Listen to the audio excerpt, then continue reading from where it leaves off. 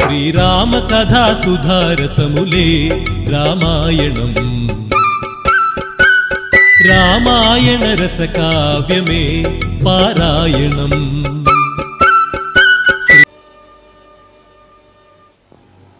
ఈ అధ్యాయంతో రామాయణ అరణ్యకాండం సమాప్తం అవుతుంది. ఈ కాండం చాలా చిన్నది, మనం ఆధ్యాత్మిక దృష్టితో చూస్తే ఎంతో మహత్తరమైనది. ఈ అధ్యాయంలోనే ఆ యుగంలో సర్వశ్రేష్ఠ ఋషులతో శ్రీరాముని సమాగమం జరుగుతుంది. తద్వారా ఆయన విద్యార్జన బాల్యకాండంలోనే మహర్షి వశిష్ఠుని ద్వారా ప్రారంభమవుతుంది. ఈ కాండంలోనే మహర్షి అగస్త్యుని ద్వారా సమాప్తం అవుతుంది. ఈ అరణ్యకాండంలో ఇంకా పరమసిద్ధులైన మహాత్ములు ఆయనకు నిగూఢ ఉపదేశాలిచ్చారు. ఈ జ్ఞానరత్నాన్ని మూటగట్టుకుంటూ మహర్షి అగస్త్యుల వరకు చేరుకుంటారాయన. రామాయణంలోనే మహర్షి అగస్త్యుడు రాముణ్ణి కలిసిన అంతిమ ఋషి అని చెప్పవచ్చు. ఎందుకంటే ఆ తర్వాత ఆయనకి కేవలం భక్తులే కలుస్తారు. హనుమంతుడు, విభీషణుడు, శబరి వంటి వారు. ఈ కాండంలోనే ఆయన విద్య, ఆయన జ్ఞాన సముపార్జన జరుగుతుంది. ఆయన అస్త్ర విద్యలో ఉన్న లోటుని, అసంపూర్ణతను, ఋషి విశ్వామిత్రుని వద్ద మిగిలిన కొరతను ఈ కాండంలో అగస్త్య మహాముని పూర్తి చేస్తారు. ఇదే కాండంలో అకస్మాత్తుగా నాటకీయత కలిగిన మలుపు తిరుగుతుంది. జీవితంలో జరిగిన సీతాపహరణం అనే సంఘటన జరగడంతో శ్రీరాముడంతటి గొప్పవాడు, ధైర్యవంతుడైన పరాక్రమశాలి ధైర్యాన్ని కోల్పోతాడు. గోస్వామి తులసీదాసు గారు రాసినట్టు ఒక ప్రాకృత దీన పురుషుడిగా తన సమతుల్యాన్ని పోగొట్టుకుని శ్రీరాముడు అన్ని విధాలుగా నిరాశకు లోనవుతాడు. ఈ కాండంలోనే మైత్రికి ఒక అనుపమ ఉదాహరణ కనిపిస్తుంది.